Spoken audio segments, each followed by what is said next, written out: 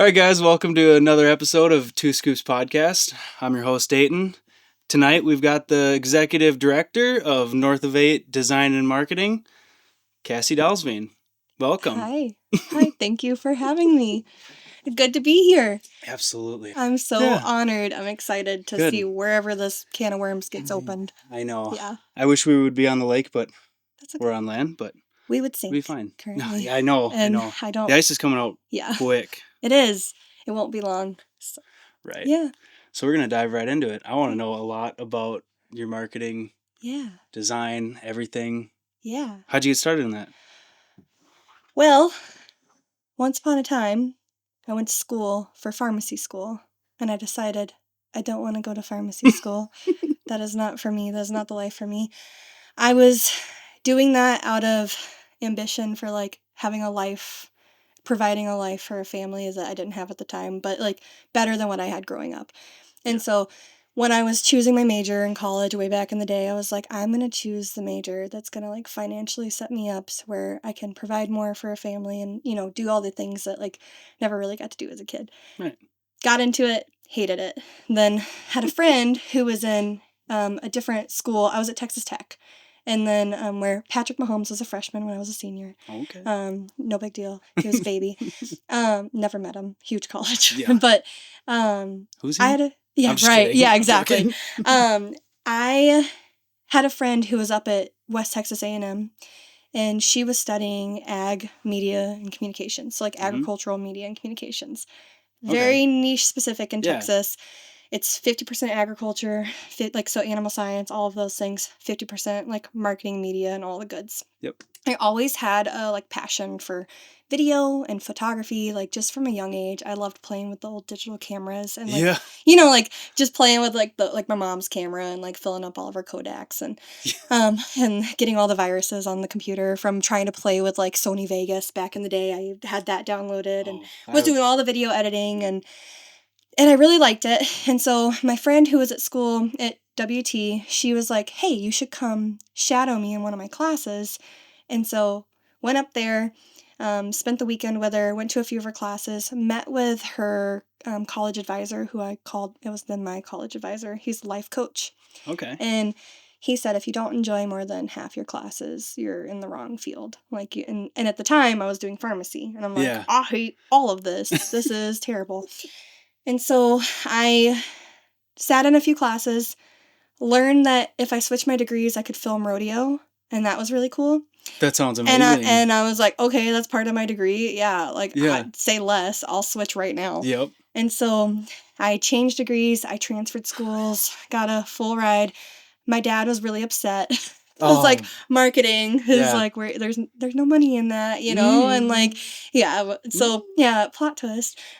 I'm surviving. But at the time he was really fearful because pharmacy is the logical thing to do and so I just went out on a limb. I felt that tap on the shoulder from God that was you need to switch degrees. You're in the wrong, wrong place. And so switched degrees, kind of pursued it. Got to film my rodeo, which was awesome. I was down on the bucking chutes, with the camera. Yes. Yeah, it was the best. And I was like, all right, sold. I'm in. That's what I want to do. Went through college, loved it. Met my best friend, Jess. Yeah. So she went to school there. We had a radio show together. So that's where I got in. Yeah, we had a whole radio show together for years. That's how we kind of hit we were in the mass comm department together for some classes. And she actually really didn't like me at first because I talked too much. Yeah, it was a whole thing. But she also talked too much, so that was a whole thing.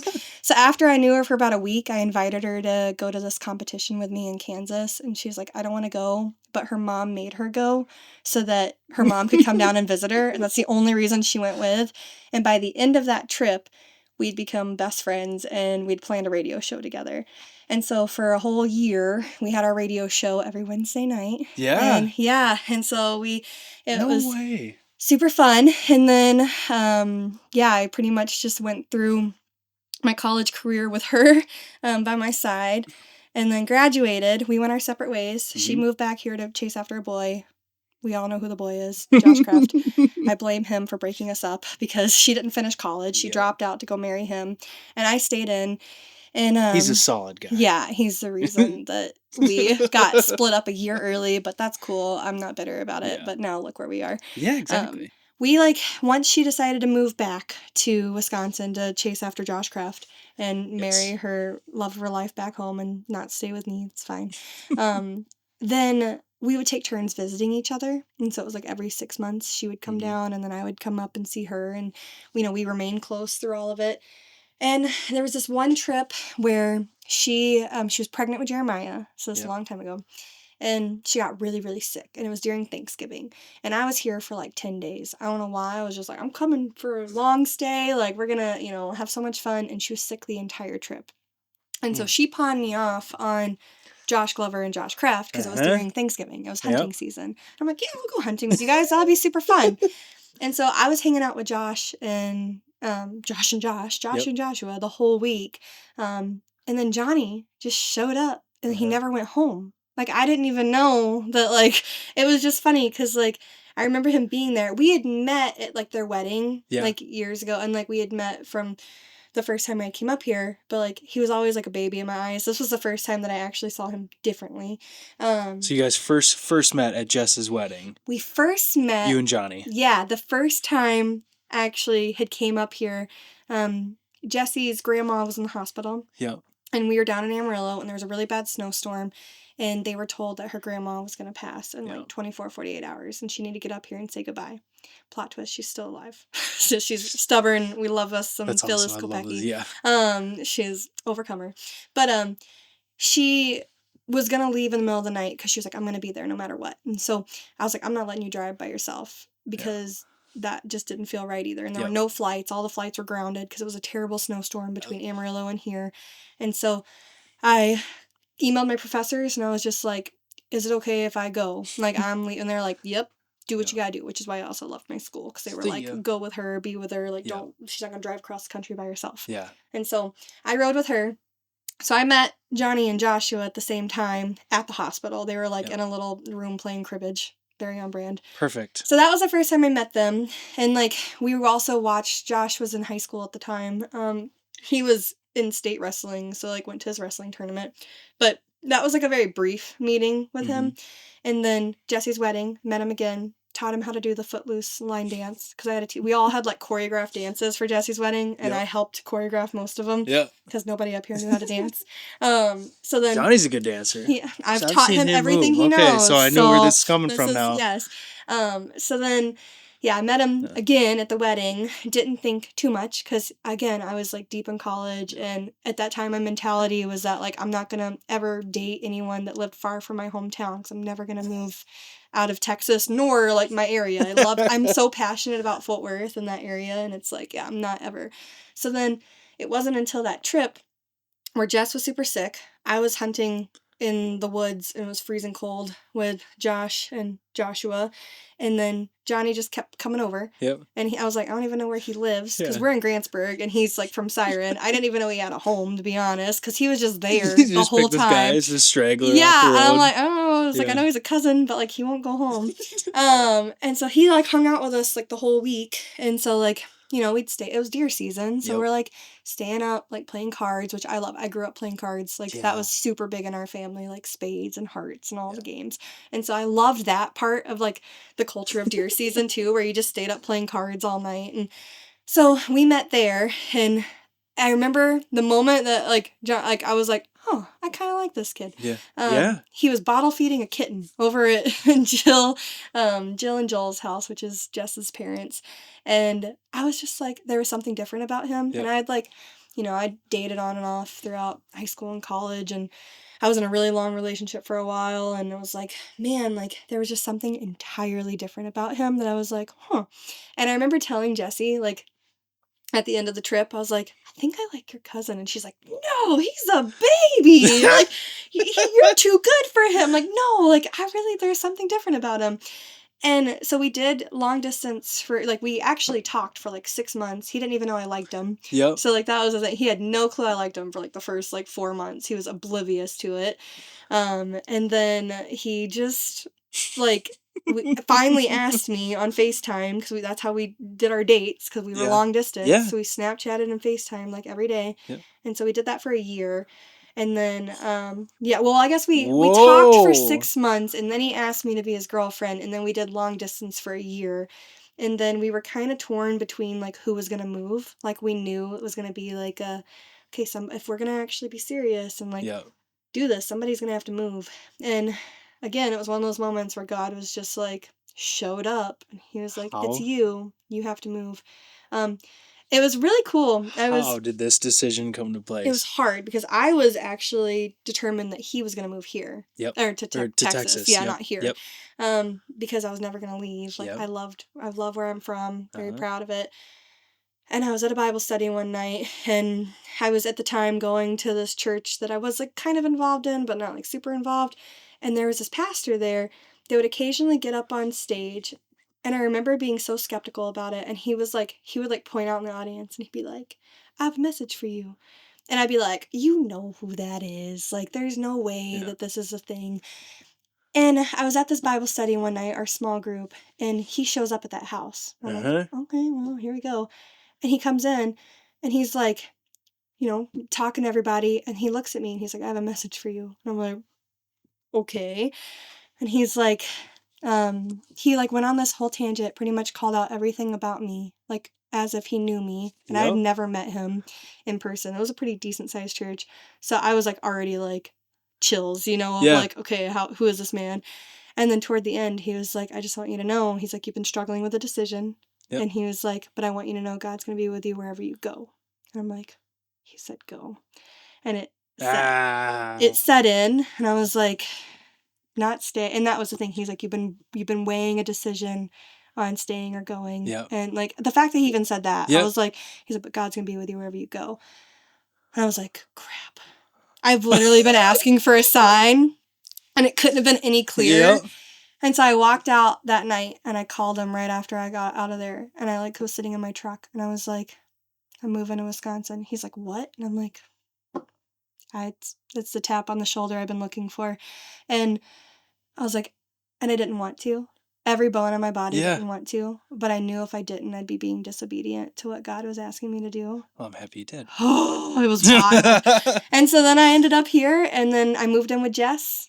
So then all the stars aligned, which was, I feel like God moving in it, where he was like, he lined up a job. He lined up, Jess and Josh were living in Clearwater, and they ironically decided they were going to move home, and the three of us lived together in Siren, right behind Dairy Queen. They're still there. Yeah. But I lived with them there with Jeremiah for the first year, because I didn't want to just move in with Johnny. I was like, we got to date in the same state a little bit, like, do that. And then, we dated in the same state for a bit.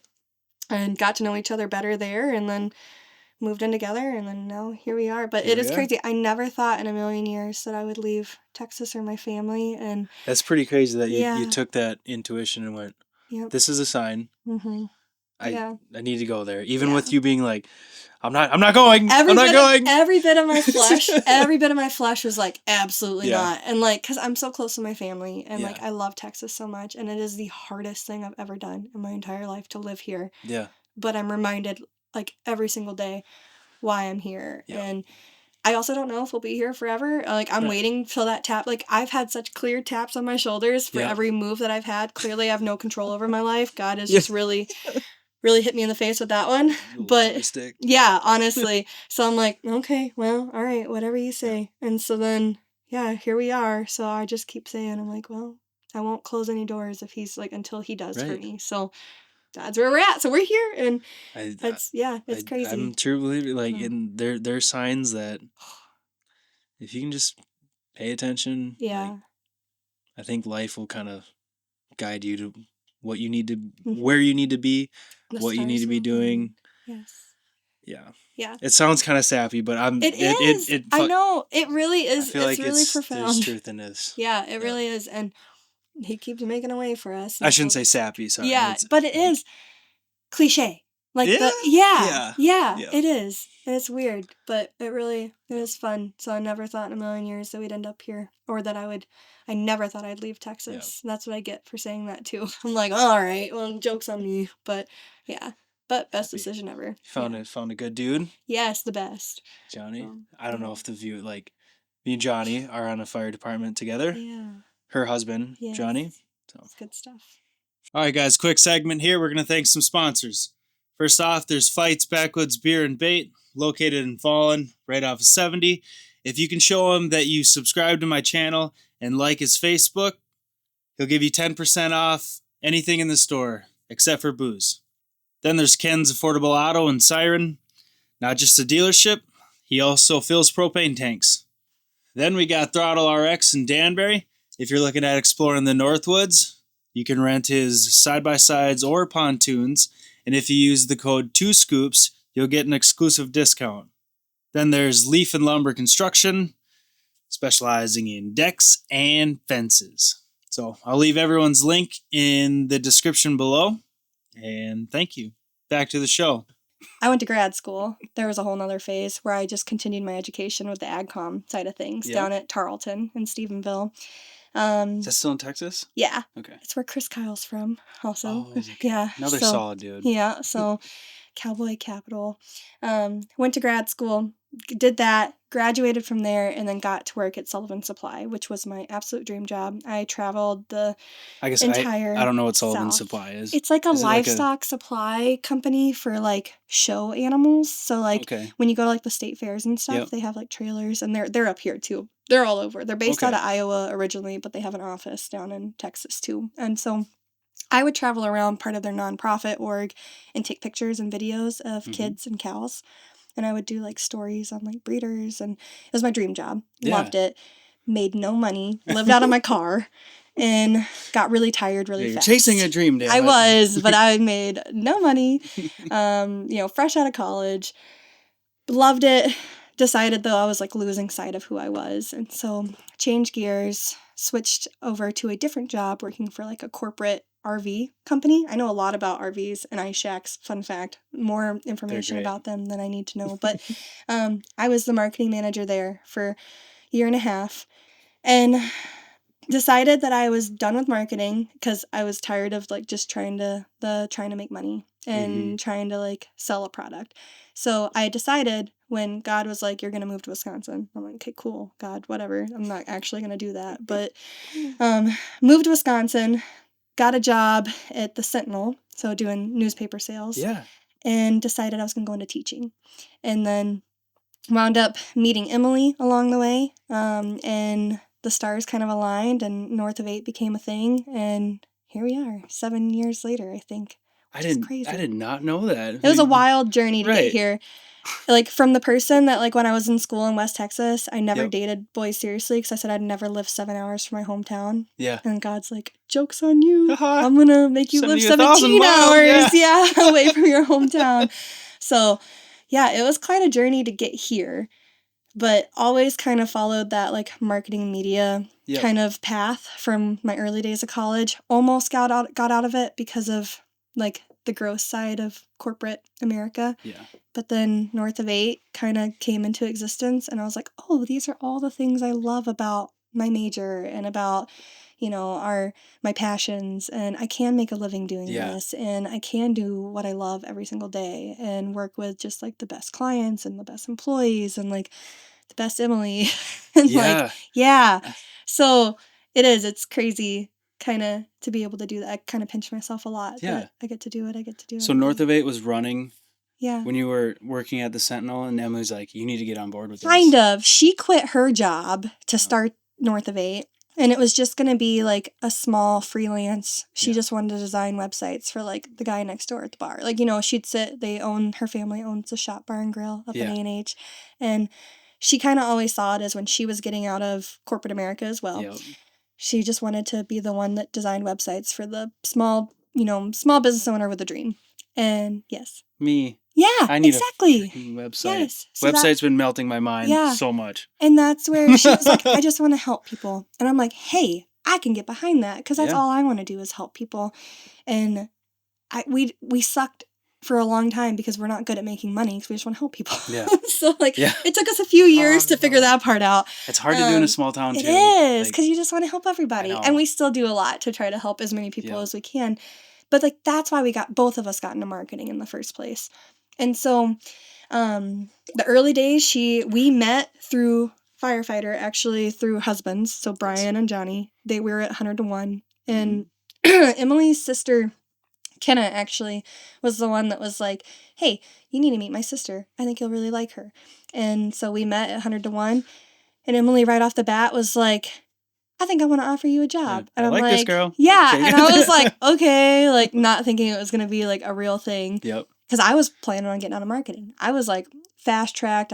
I got my teacher certification, and I was like, whatever, she's crazy, but like, sure, I'll help you a little bit here and there. So I started contracting for her, and then quickly went to part-time, quickly went to full-time, and then here we are. And it's just nuts how much we kind of grew so fast. It started out as just like me, her, and one other girl. Yep. And then what year was this? This was 2017, I think. Mm-hmm. Yeah, 2016. I moved here, I think. Right? I don't know. We might have to fact check me on the year, but I'm bad at like dates. Exactly. So pretty sure I think it was North of 8 became an LLC on January 1st, 2017 or 2018. One of the two.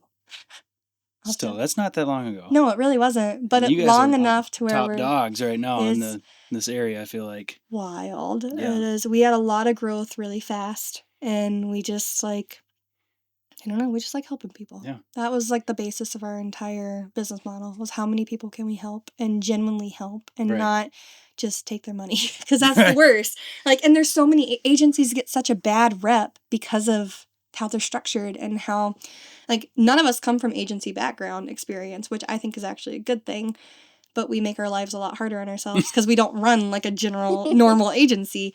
We just know a lot. I remember when in college we would say that like you could either be a mile wide and an inch deep when it comes to like your subject knowledge. Mm-hmm. I chose a mile wide, inch deep, more of like that marketing generalist. Yep. Emily did too. And then over the years, we've just hired people that are more that mile deep, inch wide. Yeah. So now we have our team of like experts, and then her and I both are just like, we kind of just done a little bit of everything over the years. So how many people are on your team? We have, so it's Emily and myself.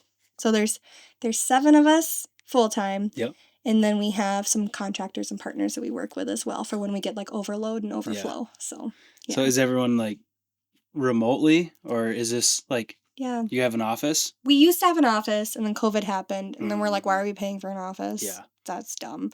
So now we're all pretty remote, but a lot of us are pretty local to like Wisconsin. We do have some folks that are in different places, but most like of out us of state, are local. other places? Yeah. Really? We actually have 2. We have 2 internationals that we. I mean, it works nowadays. Yes. Like with, you get your Zoom calls and stuff, and we have this one employee from Nigeria who's the coolest. He's a web designer and developer. He's amazing. He's way cooler than all of us. How did you find him? A staffing agency helped us, and then they also helped us find a graphic designer. Her name's Rana, and she's incredible, and she's in the Philippines. And so those 2 are like they're so cool, way cooler than both like all of us. Yeah. I'm half Filipino. Right. So. Yeah. It was so cool.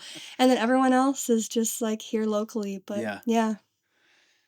Any struggles along the way that you've just, I feel like I just can't open a can of worms. What's not a struggle? Okay, something that sticks out to you that you identified it was like, man, that was rough. Like, how do we fix this? How do we learn from this? Is there anything that like really sticks out that like grew your business? Man. I know it's kind of... That is a hard... Well, I'm trying to think of there might be a ton. There are a ton. No, it's the life of a small business that has grown so much over the years, but also we've been through it all. As there's a lot, from a startup to a not startup anymore. We're really not a startup anymore, and so we went through the years of having that startup mentality, where it was like everything that could possibly go wrong went wrong, and so it's like we learned so much. Hardest thing, hiring and firing. That is like the hardest thing in the whole world. We have stumbled upon some amazing unicorns that we're so grateful for. Like, our employees are just absolutely incredible, and I don't know how we do not deserve them. It is just absolutely insane that people choose to work with us. But any like specific struggles, golly, I mean, just being on the administrative side of the business is hard, because both Emily and I were so used to being so deep in the work for so long. It's really hard to shift your mentality to be like, okay, I do more of like business development and sales stuff now. This isn't my job now. Right. And so it's hard not to be like the one doing all of the social media planning, the one doing all the photo and video, the one doing like all of the things. I have to give a lot of that up, just like Emily had to give up a lot of the, the actual web design and the things, so that we could focus on growing the business. That's like the hardest struggle personally, because it's like, you lose some of the creative stuff, but at the same time, we get to be super weird with our employees and give them all of our ideas whenever we want, and whether or not they're welcomed. And but that's hard. Is so switching into that mentality of like, okay, I've got someone that is responsible for this. Yes, I need to step back. That's super hard, but and then I would say like hiring and firing is the worst in the entire world, but it's worth it because you do end up with the team that we have, and they're incredible. And then, I mean, nobody likes accounting, so that's why we try our best to. I'm really bad at invoicing, as you know. I'm bad at invoicing, and we hate it because we don't like to bill people. And it's hard to know your value, which we've talked about before, of like, you always undervalue yourself. Yeah. And so, especially, and it's like, and now we have to like really focus on it because we have a team that we're responsible for. Yeah. And so it's hard because it's like you want to set your prices and like still stay fair and reasonable and all the things. Right. And like get what you deserve, but at the same time, you're always going to undervalue those services. Yep. And so that's hard too, price setting. Those are probably like the things that I think about. They're the things that keep me up at night. No. Oh, both with my video and construction stuff, that melts my mind because I'm like, did I sky these people, or am I completely low? I've got no gauge here. Like, what is? It is hard. It's really hard. But I think personally I'm getting better with that with time. Yes, it takes time. Yeah, but it is, and I'll tell you, like I tell everyone, raise your prices. No, you deserve it. Okay. You are valuable. You are people like you have a valuable service, but it's easier to say it than to do it. Absolutely. So no. Oh my gosh. Those are probably biggest. So it's I guess we didn't really touch on this, but North of 8 has hired me in the past to do some video work for them, and I absolutely have a ball working with these ladies. Yeah. It's awesome. I'm so grateful for you because we have you and we have a couple other like just folks that have stepped in to help us with some video and some photo, because it used to all be on my shoulders. Yeah. And I love it. I love photo and video so much. But there's not enough time in the day to do all the things. Did you say that's your favorite part of? Yeah, I would say, because I think that's where it all started. I think that's where like my love for marketing started. Was like I was in like 7th, 8th grade with my mom's camera, like playing outside, recording the cows, and then going on, and like this is really nerdy. I used to play games online, and then I would make these little music videos with the game, like way back in the day. It was awful. Are these on YouTube? They might be. I hope I made them hidden. Oh yes. I don't know. They might still live out there somewhere. Oh my gosh, there's definitely some There's definitely some embarrassing ones. I don't know if you can find me, but if you can, props to you. Because there are some probably very embarrassing ones from when I first picked up a camera. But like that's where it all started. Because I was for sure back in the day I was gonna go viral on YouTube and become a YouTuber like Jenna Marbles and then just be famous, and that never happened. But it did spark there's still time. Be an influencer. No. Yeah. I hate that word so much. I know. I hate awful. It with the I'll be a de-influencer. Yeah. If I ever get to that point, nope. And someone's like, "Oh, you're that Take influencer." Me down. Take me down a peg. Yeah, put me in the grave. No. But it is. So I don't know. It all started with a love, like that love for picking up a camera. Yeah. And so it is hard for me to set it down. But I know my time, and like I also have a passion for North of 8 just in general. So like growing the business is like brings me so much joy. Very entrepreneurial spirit. Well, yeah, right. And so I'm like, I don't know. I love what I do. I don't want to do anything else for the rest of my life. And I don't know, I'm really passionate. It makes it easy to do like the sales side of things because I know normally I hate sales. Yeah. Awful, but it is easy for this side. How does a marketing company market their services? Cobbler's kid gets no shoes. We suck at marketing ourselves. Straight up. I did not expect that. Yeah, we're the worst. We don't actually market ourselves. For you guys' stuff. We tell everyone what to do, and then we don't take any of our own advice. That is typically how it goes. That caught me off off guard. I mean, that is so real. We have no time for ourselves because all of our clients come first. And so North of 8 is like, we always push ourselves to the bottom of the list because we want to make sure our clients are getting the service they deserve. So no, we are terrible at marketing for ourselves. Do you know? We're getting better. We're not great. Do you know the saying that's like, a carpenter's house is never finished? Yep, it rings true. A marketer's, weird. Weird. Yeah. I mean, you could relate. It's a whole thing. No, we don't have a terrible website, but we're rebuilding our website and we're trying to be better. And that's where like my role as executive director is to step in and get more out of client work and focus more on our own marketing. Right. That is the goal. Exactly. It's going to happen one day. I mean, we're only like 6 years into this and it's happening. But yeah, that is the gist of it, is that we're not great. We are good at shelling it out and doing services for other people and taking care of our clients. But when it comes to our own stuff, it's like, we'll get to it. So don't listen. Listen to us. Don't watch what we do. So how many clients do you guys, I mean, is this something you can divulge or? Yeah. Like how many clients do you guys work with right now? A lot. I guess I don't need specifics, but like just. Okay. So like we have two different like levels of we have like our ongoing clients that we work with on a monthly basis. We call them retainers. They're not really retainers, but that's what we call them. And then we have like our website and our hosting clients. Yep. We probably have, I know we have at least like over 150 like recurring like website clients that we take care of. So we do all the maintenance for their sites and we're their people for when they need help. And then we have probably like give or take 10 or so clients that we work with on a monthly basis, helping with all of their marketing initiatives that like cover all the things under the sun. So it's fun stuff. Busy. Yes, it is. Do you guys have a target like goal in the next couple of years to like, we're trying to get X amount of clients? Yeah. Just steady growth is like the biggest thing. I think we don't have like a set number. Every year we've been very blessed in the fact that we've experienced growth. And so that's been really good. And so just like continuing with that steady growth and just making sure that we're taking the best care of our clients that we can. Agencies are so volatile because it is like such a time for money kind of like setup. And so when you're looking like people only have so much time in the day. So you get into that like, okay, we get more clients. We got to hire. Oh man, a client leaves. Now we have people. And it is like there's such an ebb and flow to it that I think we finally have kind of landed on a good system for keeping up with the overflow and the influx of clients. And we've kind of put the structures in place where we're capable to scale more than we ever have been able to before, which is really, really nice. But I think our main goal is just that like steady growth. Just steady, slow and steady. Yeah, honestly, and just people keep liking us. That's really important. Yeah. Just don't leave us. Yep. Yeah. Have you ever had to pass on a client? Yeah.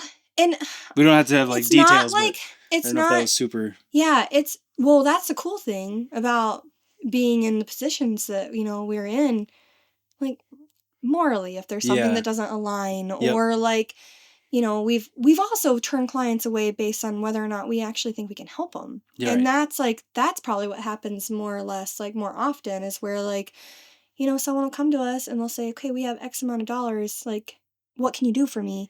And like, what's hard is there's so many companies out there. I'm not going to name any of them, but like, they'll be like, oh, pay $50 a month and you'll get these awesome ads and returns and spend this money. And you're literally just throwing it out the window. Right.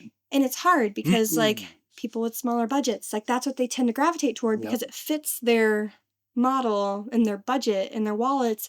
But then it takes away from like the actual moving the needle forward. Yep. So we've had to have some of those hard conversations before where we'll be like, with this budget, we may not be able to provide you with actual results. And we're not going to just take your money for the sake of taking your money. And then we give references to other people that we know. That's amazing. Yeah. That's actually really. That's why we're not good at sales. Noble.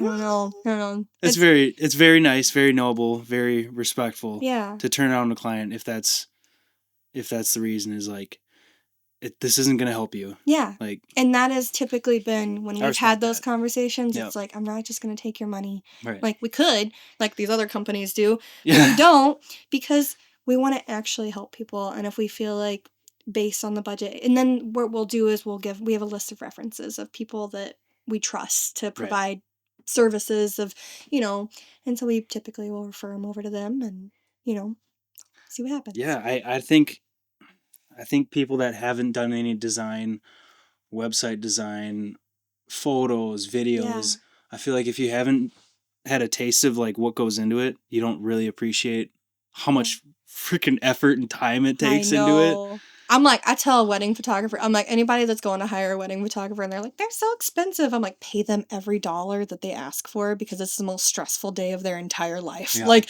the fact that they are responsible for capturing your every moment on your big day. You think you have a lot of pressure on your wedding? Whew, those wedding photographers, they do not get, they don't get paid enough. Even when they charge, I'm like, that is so stressful. I'm like, there's just such value in that. People a lot of times don't see. I know. But I'm like, I've shot a few weddings and I'm like, oh, it's so stressful. It's like, good. It's always good. But back of your mind's like, you better get this. You better get this. Yeah. Your adrenaline glands are just like going. And please pray that your cards aren't going to have and your cards aren't going to be readable. Don't say the C word. Oh my God. No, I don't even want to say absolutely not. Nil. Oh, biggest fear. Golly. I'm like, yeah, just for that stress alone, I'm like, charge whatever you want. You can put whatever price tag on there, because that level of stress is unreal. So, yeah. No. I haven't had the stress of like having my own team though. That's got to be something on a different level. Yeah, it brings it into a totally different perspective, because now, like, we rely on this business for our livelihoods, and I'm so grateful to Emily for just taking the step and like creating this business, and like she just does such a great job with managing the company, and like, and just for being so dedicated and passionate to it, because she knows that weight and that responsibility. And it's just, I don't know, it's really cool. It's a perspective. I don't think I'll ever, like I said, I don't want to do anything else ever again. So like, this is what I'm committed to at this point, because it's really wild and profound. Yeah.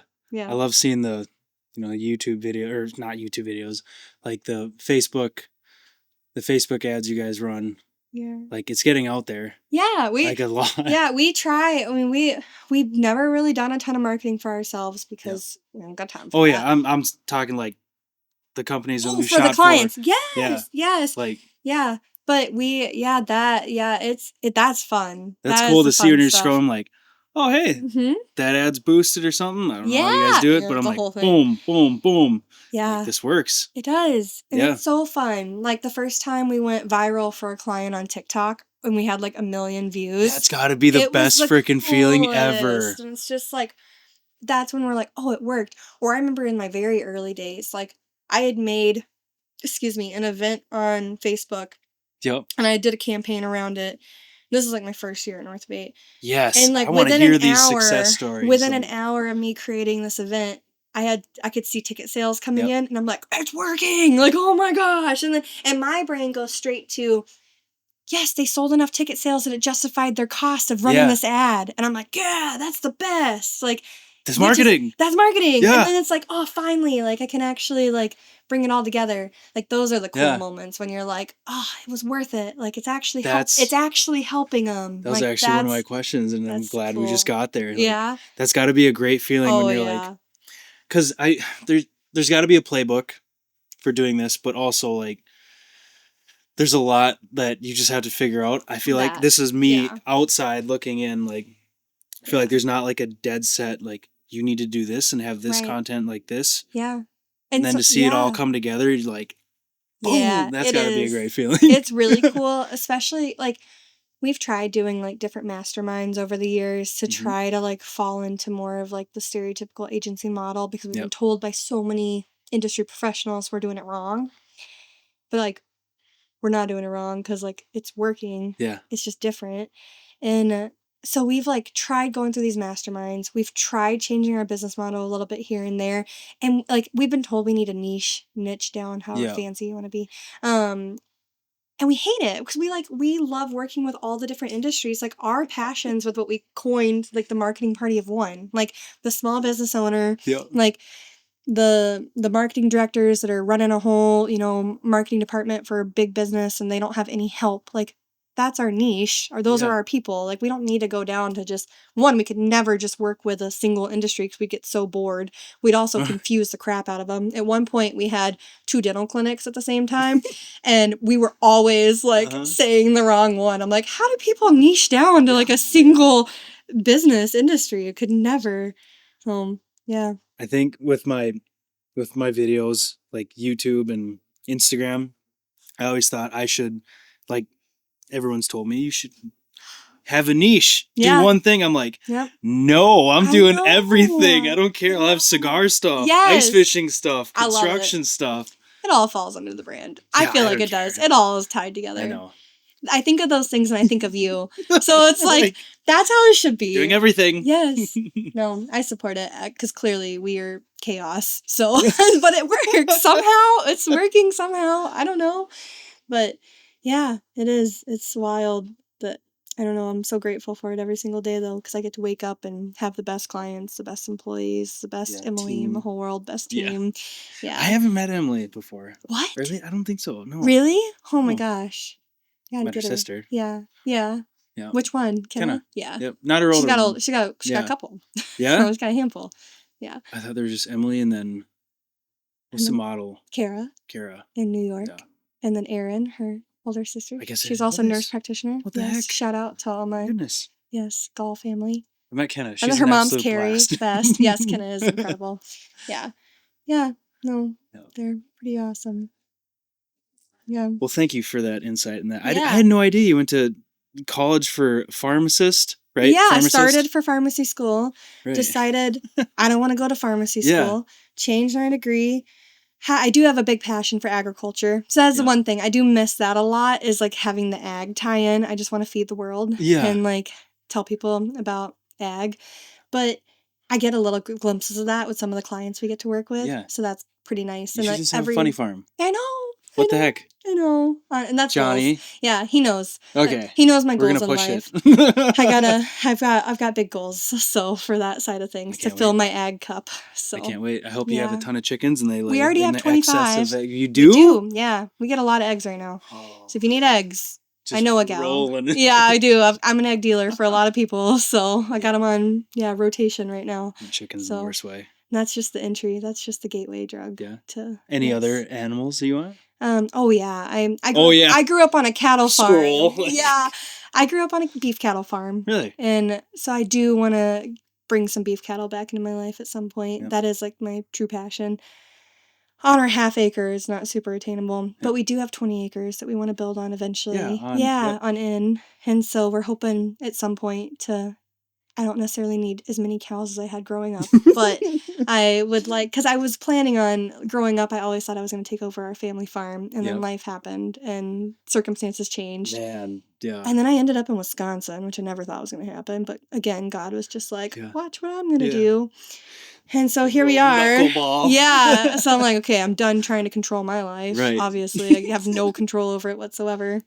He just keeps changing my direction. I'm like, all right, whatever, God, you just tell me where to go and what to do. How do you like Wisconsin? I'm perpetually cold.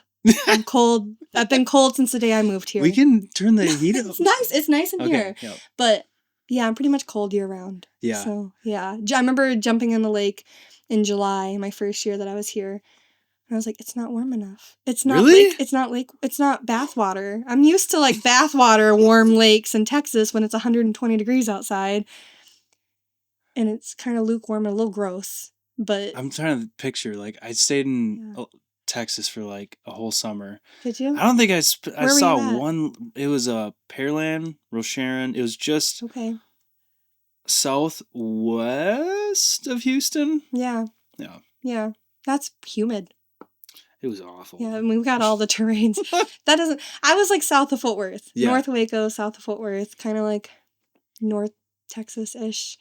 And how do you say the Beaver gas station? It's Buc-ee's. It's Buc-ee's? Buc-ee's? You brought me. No, I know. I nuggets. didn't that was know. The best. Yes. That made my day. Didn't want to let those go. That made me so you're happy. the one who told me to get them in the first place. That made my heart so happy when you came back with beaver nuggets for me. I was like, this is special. I've heard it called Buc-ee's. Bussies. Oh my gosh. Bussies. I think Rogerston sent me this. I believe that video. Bussies. Bussies. Yep. And then Buc-ee's. Yeah. When I first moved here, and my accent has really kind of starting to fade a little bit. I'm getting a weird mix. I used to have a pretty heavy accent. Yes. Yeah, and now it's going away. I think so. Sad. Okay, that's. And my O's now, I definitely sound like, as my Meemaw said, a Yankee. Yeah. And my O's. They're starting to. A's. Yeah, but when I first moved here, it was always like the running joke for like Jesse and Johnny to be like, say towel, say mild, say wash. Oil. Oil. I do still say oil. I will die on that hill. It will remain oil for the rest of my life. But yeah, and the thing is though, is when I'm back home and I'm talking with my dad. Comes right back. And we talk really fast. So it's really hard to understand us. Like I remember the first time it was Jesse, Josh Glover, Josh Kraft, and then Johnny. They were all down. It was, I don't remember what, one time they were just visiting, I think. And because Johnny and I dated for a year before I actually committed to coming up here. Yep. And so they all came down one time to visit. And my dad and I were just sitting on the couch talking. And they were all just staring. And they were like, at the end of it, they were like, I have no idea what you guys just talked about or what you said. Because we were like, isn't that crazy? And couldn't understand a word because my dad has a heavy accent too. Yeah. I think it's so crazy that in the U.S., like, we're one country, but there is literally like, you take people from like the straight South to here, totally different. Yes. East Coast, West Coast, totally different. Yep. Everyone's different accents, different little nuances. It's awesome though. It is. It was a culture shock to move here. It really was because it's so different from the way I grew up. Like I don't know. I feel like I live in the town of Footloose when I moved here too, because I used to love going dancing. That was like one of my biggest passions. Was like we'd go out dancing Thursday through Saturday night, and like it wasn't about going to the bar to go drinking. It was like about going dancing and like seeing live music. Yeah, like that's not a thing up here. I mean the live music is good, but like I could sit at the feet. Like remember when Cody Johnson first came out? I would sit at his feet and watch him play at a bar. You did what? Many times. He used to play like him, and then like all those guys like before they were big. Like that was why the first time Cody Johnson sold out an arena, it was like almost like a proud like I sat at his feet at Midnight Rodeo in Amarillo and watched him play and then dance and then I like right there because I was really big into concerts and dancing. Like that was like my passion through college. Man. And so we would see live music. I mean, we would see those guys every weekend, and it was like what a treat. It was so cool. And then I moved here, and I'm like nobody dances, and these guys don't come up here like very often. No. So I'm like, oh, so different. And Mexican food, I miss which granted I have found some good Mexican food places finally. Where? Love me some Fiesta Cancun. Now it's like something mezcal. It's in Rush City. Oh, that one has mine and my parents' Texas stamp of approval on it. Okay. So, that's my favorite. So, if you ever get a chance, I'm not sponsored by them, but if you guys wanted to sponsor me, that'd be great. They're the best. I did leave them a very nice Google review. Perfect. Because they deserve it. I miss in Texas, when I lived there for a little bit, there was the flea markets, whatever. You get a lote. Yeah, that's exactly what I'm saying. Yeah. The elote. Like, elote. The Mexican market. Yeah, with mayo. Yes. Some crumbly cheese, I don't know, and then some powder, and then lime. Yep. It's so good. Yep. I haven't had it that good. Hayward has elote at Main Street Tacos, and it's very, very good. Okay. So if you ever get a chance to go to Hayward and go to Main Street Tacos, they have my also stamp of approval on elote. I gotta get there because I do miss that a lot. I miss that a lot. I used to get corn and like they sometimes call it corn in a cup, and like you go to the little Mexican markets and like just shop around and eat your elote and anything else from food trucks, questionable things. Yeah, it's great. I remember when I first got elote. Is it elotes? Elote. Elote. Yeah. I remember seeing it and was like, I know that's corn. What the hell is on it? Oh, it's so good. And then they're like, it's this. I'm like, I'm more of just a butter and salt guy. Yeah. But then I tried. I'm like, all right, this is pretty good. Yeah. The tahini seasoning. I've got it all at my house, so I can make it myself. And mangoes. Yes. Yes. So I don't know why. Yep. Yep. That's the good stuff. I know. I miss that a ton. I moved here, and then I remember going to Walmart for the first time, and the Hispanic. There wasn't just a designated Hispanic aisle. There's just an international aisle, and it's like only a quarter of it, and it's like here's the like Hispanic and Mexican foods, and then here's your like ramen, and I'm like, you just combine this all to like half an aisle. I'm used to having a whole Mexican meat market and like the spices and like the peppers and I had access to all of it at any given time. There is a place in downtown Minneapolis that is a true Mexican grocery store. Okay. And it's cool. I don't get to go there as often as I'd like, but they do have like all of the things that I had back home. It's over by the airport. I'm trying to think what it's called, but they also have a Mexican food place attached to it. My dad found it on Diners, Dive-Ins, that show. Okay, with old Guy Fieri. Yes, and we tried it one time. They came up here, and it was pretty cool. And they've got the grocery store connected, and it has all the things that I miss. So yeah. I've got the hookups. I've lived here long enough now where I know how to get my fix. My fix of Mexican food, and spices. I do love me some Poco Loco though. I do like Poco Loco a lot. I do like that Poco is Loco. That's nice. I wouldn't say like super authentic. No, but it's good. But it's damn good. That's more like California. That's more like, because there's also California Mexican, and then there's there's Tex-Mex, and then there's like true Mexican food. Like you get Deep South, and you get like mole and stuff. Yeah. Like we don't have that as much, but yeah, there's different in Mexico. There's different regions of all the goods. If you flip places and we're in Texas, and you're like, I need my Wisconsin fix. We got Culver's. We did finally get a Culver's. Yes. Really? Yeah. Okay. Cheese curds weren't really a thing, which made me sad. So like, I have friends that have come to visit, and they found Burnett Dairy cheeses in like different stores down there, because they do have like their chain cheeses. But I mean, there's some things though about Wisconsin you can't replicate. Wisconsin's brat game is on point. It is. You don't get any brats like here. Yeah, no, absolutely not. Brats were not a thing.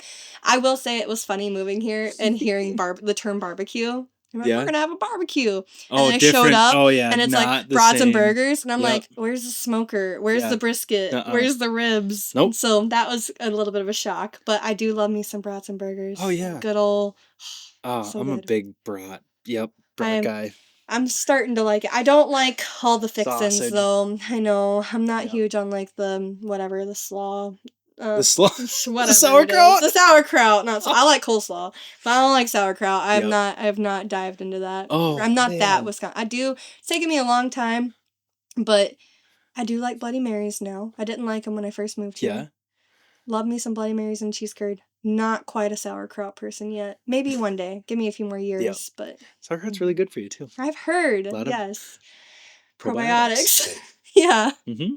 Yeah. One day, maybe. Give me a few more years. Yeah. What's your favorite part of Wisconsin now? Oh, man. Yeah. I got a lot of things I like about it, but my favorite. I feel like on the show we always get to this. Like, what do you like most about Wisconsin? And it's one of my favorite parts, because I like to hear other people's, like, I freaking love our state. Yeah. It's great. I love the people. Yeah. The people. Yeah. 100%. It's the people. I love my friends.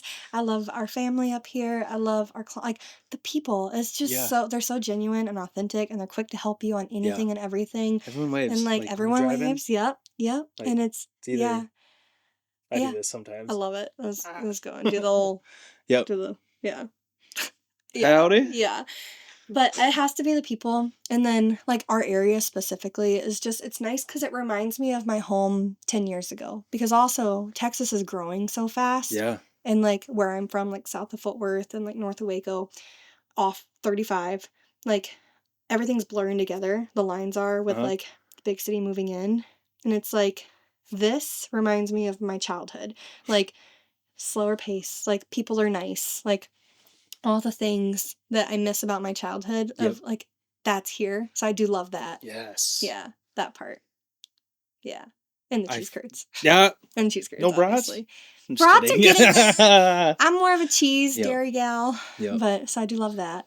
So. Yeah. Also with kind of area specific. Mm-hmm. I guess not. No, let's get into like some family stuff. Yeah. Which expecting another kid on the way. Yes. Congratulations. Thank you. I'm excited for you guys. We're pumped. Yeah. Yeah.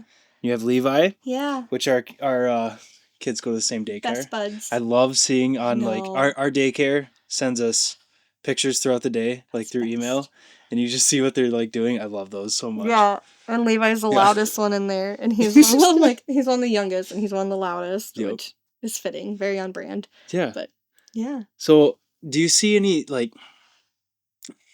They're about the same age, right? Yeah, I'd say so. They're like probably like I don't know, maybe because wait, how old is she now? She's 1. She just turned 1. And Levi just turned 18 months. I was gonna say I thought they were about 6-ish months apart. Yeah, okay. 6 to 8 months apart. Do you see any like personality traits like developing like? Yes, like he's what? feral. He's feral. Much like us. He growls at us? Yeah. He is He gets it from Johnny, probably. Yeah, he probably gets it from the Kref kids because he's with them all the time and they're also feral. But yes, he is just so fun. And they're at such fun stages right now where their personality really is starting to come in. Like, I remember when he was first born, I was like, I don't know. I was like, we also had that very like traumatic and whatnot experience of diving into parenthood. It was super fun. Loved it. Good times. But it was so cool because God gave us everything that we needed with him. Yeah. And like seeing his personality come like into this little human that he is the most fun thing in the entire world. And like seeing bits of Johnny and seeing a lot of me, and I'm like he's definitely my little mini me. Yes. It's so fun, and I don't know, it's cool. It's really cool too, like seeing his confidence grow over like the last like 8 months. So that'll be something really like you see them start like getting more and more sure of themselves, which is so fun to see as they like stumble through life. Literally. Or just like stumble literally to walk. Yes. I like when Riley's walking like this. So good. And then she kind of like looks back like, is this okay? Did you see that? Like, yeah. It's just, it's so cool. It's the best. Coolest thing I've ever made. Yeah. Yeah. Yes. Freaking love being parents. I know. It's the greatest. It is seriously life-changing. It's life-altering. Like in all the best ways. It wrecks me. Yeah. But like in all the best ways possible. It's just so good. I cannot wait for number 2 as well. Like, and there's no one else I'd want to do it with. Like, oh my gosh, Johnny's the best too. So Johnny's a good dude. He's good stuff. I really like good Johnny. Dad. Very good dad. Good freaking human. Yeah, he is all the way around. But Captain Johnny. Oh my gosh. Yeah. No big deal. Don't let it go to his head. But yes. It is. It's really fun. Does Levi have any like favorite snacks that are also like your favorite snacks? Peanut butter. He's a peanut butter boy. I'm a peanut butter girl. We're 2 peas in a pod there. He really likes Cool Ranch Doritos. I like Cool Ranch Doritos. He eats anything though. He is such a good eater. I'm very grateful. I don't know. I was very picky growing up. Really? Like I was like a chicken nugget and mac and cheese kind of gal. And I would cry over veggies. Yep. But he eats everything, and I'm so grateful for that. He gets that from his dad. But he's like a phenomenal eater. Riley has these things called meltaways. Yeah, like the yogurt. Yeah. Oh, they're so good. I like them. Yeah. Like, I had one that tasted like a packing peanut. So really? Yeah, I'm like, I must not be the right brand because mine was like a solid packing peanut. Like this is. I don't know. I like how her snacks can like sort of be my snacks. Right. Like applesauce packets. Yes. Like beef sticks. I'll steal some of those. Yeah. Yeah. Yeah. Levi is elevated to the beef sticks now. So it's like, that's also my snack cabinet. So we like our Chomps. Also not sponsored, but if Chomps wants to sponsor me, they're good. Good stuff. Yeah. There's one thing, anything that he doesn't like? No, we haven't found anything that he doesn't like yet. What kind of... He eats sushi. He likes sushi. We had that one night and he like devoured it. I'm like, gosh, that's cool. She doesn't really like fish. See, I don't like fish, but he liked it. Johnny made us pickled fish the other day, and Levi was eating it and liked it. And I'm like, what? I'm so mad I didn't stock up on some small northerns. I know. Johnny wanted to make more because he's already going through so much of his fish that he's mad that he didn't get more. But I bet next year he'll do. We like are just getting into like canning and stuff too. So that's so cool. Yeah, I want to do that. So like fun. Vegetables or just meats all of Well, we've been doing the fish and then starting with vegetables and yeah. Oh my goodness, it's fun. Has he? I guess one thing that kind of terrified me with Riley was introducing her to like new foods. Yeah. Like I didn't know if she was going to be. Yeah, exactly. Oh. Yeah. So like Tiff's like giving her whatever peanut butter. Yeah, or whatever, the first time for peanut butter. I'm like, hope for the looking best. at it and just your heart's racing. You're like, yeah. Do I have an EpiPen? Right. Are the vehicles like gonna get out of here fine? Yeah. I had a friend who did it outside a hospital once because she was so stressed. Right. She's like, I'm gonna do it over by the hospital just in case. I think they have like strips or something that you can take your kids, and then they have like a test strip. I haven't done this, so I don't know what I'm just completely talking out of my ass. But I think you go to a hospital and they like put a strip that's like labeled, but what allergies is what. They rip it off and they can see if you have some sort of reaction. No, we just hope for the best. We were like, here, try this peanut butter. Can you breathe still? Can you breathe? Yeah, is your throat closing? Thankfully, everything was good. But it was stressful. And I was home by myself when I did it, I'm pretty sure. I'm like, well, we're just going to say a little prayer. And thankfully, he does not have a peanut allergy because I love peanut butter. I know. And he does too. So I'm very grateful. And same for the others. There's so many things that involve nuts. Yes. In general. Yeah. Like, I can't imagine going everywhere in our society and going, does this contain nuts? Yeah. Like, I feel so bad for those people that have to deal with that. I know. Any allergy, I guess. Right. Yeah. Do you have any allergies? No, not that I know of. Not aware. No. Mm-mm. I used to have an EpiPen. They thought I was allergic to bees, and I might have gotten over it. Oh my gosh! Like I've been stung in the face. Oh man, I remember. So I was allergic to bees at a young age, so I always had an EpiPen. Yeah. And then I got stung in the neck. Stop. Yeah, when I was in Indiana. And you can't breathe? I was on a treadmill at the gym. Boom, and I was like, gym. Oh no. I looked down and saw the bee right there. I was like, oh shit. No. So I walked, the gym was right, it was conjoined with a grocery store.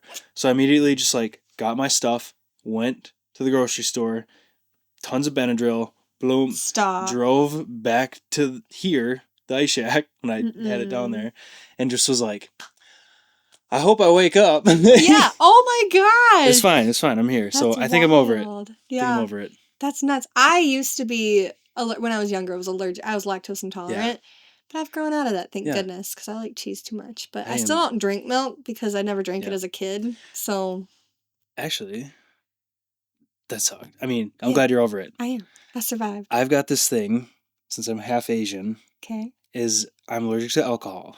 Okay. Which sucks. Yeah. I mean, well, actually, it's probably a good thing. Yeah, right. Because, like, I don't think I physically can be a raging alcoholic. That's great. Yeah, that's awesome. Talk about a boundary. Yeah, so what happens is my liver doesn't process alcohol. Wow. Like, I've got this, it's an Asian thing. It's an Asian gene. I get, like, blotchy. My chest kind of breaks out. Yeah. But, like, I've noticed some alcohols do it more than others, like, make me break out more. Yeah. And so when I was in high school, and I don't care if I divulge, like, drank some in high school, and I always thought, and everyone drinks like the shittiest vodka. That's what I say, vodka, because my mom's allergic to vodka, and she would also get blotchy and break out, and so like, when I first started like drinking, I'm like, this sucks. Why do people do this? How do they enjoy this? Yeah, this is awful. Allergic to alcohol, a little bit. It's not gonna kill me or anything. No, but it just that's what my mom is. She would like get really flushed and then like blotchy, and like vodka was like the main one. The worst one for me. That's Yeah. But I've noticed like I really like bourbon. Yeah. That was really big in Texas too. Yeah, it was. Right? Yeah, I was like I liked whiskey. Yeah. When not that I do a whole lot of that anymore, but I do enjoy a nice whiskey I Coke. I love just a neat. I know it sounds like an alcoholic, but just a neat little Glencairn of my favorite bourbon, just a little bit, and then I usually just don't like fully break out. Yeah. Totally fine. But after a point, I just like immediately get a headache. That's a good thing though. Like what? I bet Tiff really likes that. Yeah, too. I don't really. I mean, I've gone past the point of not caring. Right. Yeah. But I don't do that anymore. What a boundary. Yeah, we're getting too old for that. I know. It's like I don't need that in my life. Amen. Yeah. Oh, that's fun. Johnny needs that. He needs that allergy. No. That's funny. No. Oh, man. That's wild. Yeah. Okay, speaking of Tiff, I'm a reverse engineer. Yeah, let's hear it. How did y'all meet? How did we meet? At a bar. Really? Yeah. Which bar? Oh my God, it's in Luck. Was it Bonton? Yeah, Bonton. Really? Total blank. Yeah. We met because so her friend, one of her best friends, Krista Lacqua. Okay. Do you know her? I know I know some Lacquas. Yep. Mm-hmm. So me and Krista have known each other a good amount of our lives. We used to work at Main Street Cafe, part of the Main Street Cafe alumni. Mm-hmm. And let's see, how'd it go? It was Krista's bachelorette party. Okay. In Lucky Days. And I think she texted me and was like, hey, you should meet my friend. And I went there and met Tiff. Yeah. And I was like, I knew Krista went to St. Cloud, like, for college. Yep. She's like, oh, meet my friend. And Krista's immediately like, you guys should kiss. I'm like, she's like, shut up. Yeah, right. And I'm like, hey, cutie, where are you from? And she was like, Grantsburg. I was like, totally caught me off guard. Yeah. I'm like, okay, she must be like either one super younger than me or super Yeah. older than me. Like, what year did you graduate? She's like, 11. I was like, this girl's lying to me because I know everybody. I literally knew all of her friends. Oh, funny. I've hung out with all of her friends. I never met Tiff in high school, not one time. And like we kind of like. You went to Webster? Or no, I went to Frederick. Frederick, that's right. Yeah, and you'll never cross paths. Never, but we kind of like talked about. Were you at this party? Were you at this concert? Were you at this? Right. And we were like, for sure. Yeah, I was there. We were at so many of the same things. Yeah. It's unbelievable that our paths never crossed. It's crazy. So it's cool. So that is really cool. So that's how we met, at a bar. Yeah. And then. Yeah. Did you know, like right off the bat, you're like, yeah, she's the one. She's a little. I knew it when I was like, we're gonna go on a date. Yeah. This is our first date. Okay. Yeah. Set the scene. It was 3:00 Saturday. Yeah. AM or PM? Humidity. Yeah, I'm just kidding. I picked her up on my motorcycle. Oh yeah. I don't know. Off the bat, I don't know if she knew. I don't know if she knew what we were doing. I actually should ask her this. I don't know if she knew what we were doing, or if it was like a total surprise. So I picked her up on the bike, rode the Osceola, rented a plane, went flying. Oh my gosh. It was freaking cool because on one side it was like storming. Yeah. Like thunderstorm. Amazing. And it's pretty cool to see. We were totally like away from the thunderstorm, but when you're flying, you can see that. Right. This is before you had your pilot's license, right? Or did you have it at the point? You did have it. So it was just me and Tiff. Cool. Oh, nice. I was thinking that you were like with someone else. Yeah. No, it was just me and Tiff. Cool. Oh my gosh. And Tiff's like, yeah, sure. And I remember like we were whipping around and she just held her composure. I was like, all right, she's the one.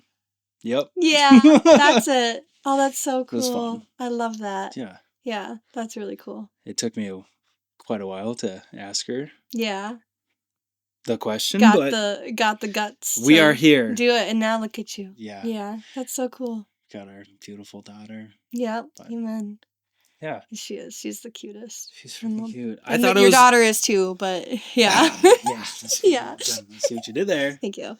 I thought it was really cliche when someone was like, I could just sit and stare at my daughter. I know. And I was like, shut up. But now that I'm a parent, I'm yes. like, okay, damn it. I could sit here and stare at you. I know. Oh my gosh. I freaking love. It's insane. Someone told me the other, I was looking up the other day, Levi's been really clingy lately, like the last few weeks.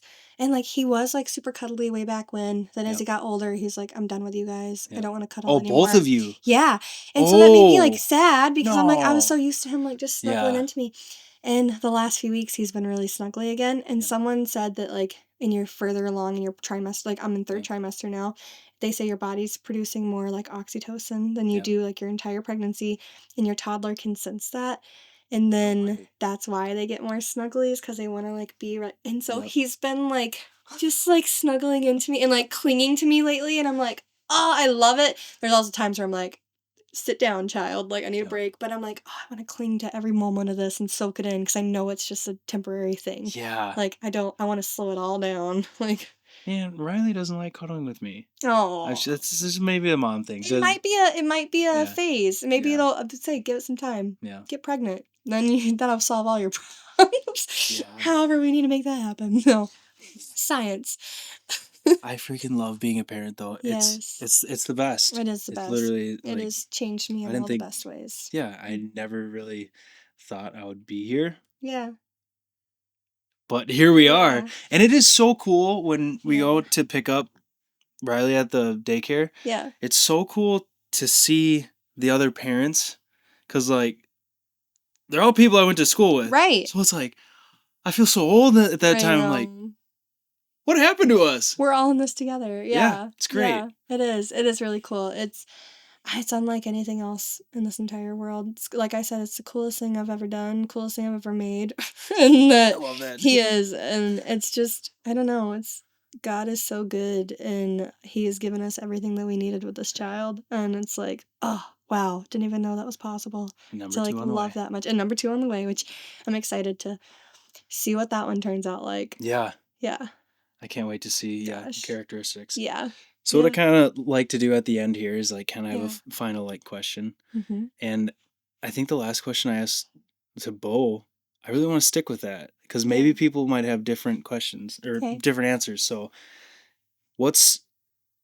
is there any characteristics you want to try to instill, like very core values that as a parent you want to pass on to your kids? Yeah. Easy. Just be a light and show love like Jesus. Like that is like my ultimate goal and philosophy in life is just that like I hope people can look at my life and see love and see Jesus. And so if I'm able to instill that into my son to just love people and be kind human and take care of others, like that's literally all I want. I don't care what he does for a living. I don't care how smart he is. I don't care any of those things. I'm like, if you can just get that point and learn to love like Jesus does and be that light, that's all I want. That's perfect. Yeah. That's perfect. What's yours? Oh, I got the Uno reverse again. I know. Sorry. I'm used to being in this role, so I need to know yours now. I can't just... So mine was... Oh, shoot. What was it? I really wanted to instill, like, being adaptive. Yeah. Amen. Like, being able to, like, mold with your surroundings. Yep. That's it. And I guess a couple, I don't think there's one specific one, like, be respectful to other people. I think it goes back to very basic mottos, like, treat people how you would like to be treated. Mm-hmm. Respect and kindness. Yeah. Adaptability. That's kind of my biggest thing. Yeah, be a good human. Yeah. And the adaptability thing is kind of, I don't know if I'm explaining that right, but... Flexible. Just like being flexible. Yeah. Like rolling with changes and unexpected. Yeah, exactly. Life. Like driving down the highway. This might be a shit example, but driving down the highway, boom, flat tire. Like not to like lose your mind. Like, oh, this is the worst. Like being like, hey, this is my problem. This is how I solve it. Let's take the first steps. Like and then being aware. Like, okay, I'm on the side of the road. There's traffic everywhere. Maybe I can pull off a little more. Like just having a straight. Yeah, like some. Street smart. Yes. Amen. But, so I don't know how to teach that exactly. Well, I mean, it is. Yeah. Everything's teachable. Yep. So. She'll watch you and watch how you, how you live. That's cool. I like that. That's a good one. Yeah. Yeah. That's sweet. Well, for the viewers and stuff, just tell them where they can find you online. The websites? Yeah. North of 8. I'm like, you can find me on... Facebook, social media, but North of 8 Design and Marketing. So that is our website. If you ever want to learn about any of our marketing things that we do, I'm on Facebook and Instagram. We're on that as well. All the same handles, marketing. Try to make that together. Yeah. I'll have all those links. Cool. Perfect. In the description below. All the socials, all the places. Yep. Yeah. I appreciate you coming here. Thank you. Thanks for having me. It was really fun. Good. I'm glad you had a good time. Because I always have a blast. I have a blast doing all this. It's so much fun. It's just fun talking and learning more about each other too. I learned a ton about you that I never knew. Who knew? Yeah. Mom, open book. Yeah. Perfect. Cool. All right, guys. If you liked what you heard, like what you saw, give me a like, subscribe. It'll help me grow this channel. And thanks again, Cass, for joining me. Thank you. Absolutely. So, guys, we'll scoop you later. Love it. That's so fun.